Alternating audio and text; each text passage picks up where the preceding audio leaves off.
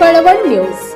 कळवण नगर पंचायत अंतर्गत कळवण शहरातील विविध विकास कामांचा शुभारंभ आमदार नितीन पवार यांच्या हस्ते आणि नगराध्यक्ष कौतिक पगार यांच्या अध्यक्षतेखाली करण्यात आला।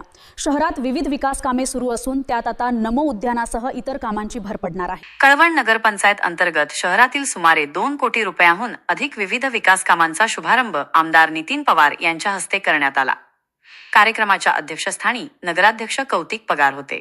मंगळवारी भूमिपूजन कार्यक्रमाचे आयोजन करण्यात आले होते।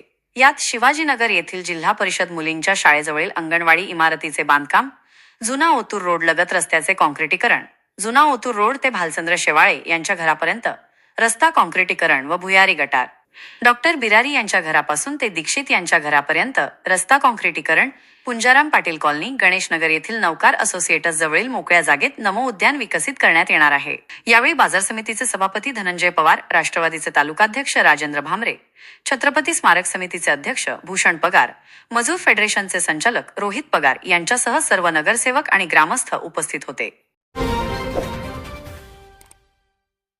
कळवण आणि परिसरातील ताज्या बातम्या आणि महत्त्वाच्या घडामोडी जाणून घेण्यासाठी कळवण न्यूज चॅनलला आजच सबस्क्राइब करा आणि बेल आयकॉन प्रेस करा।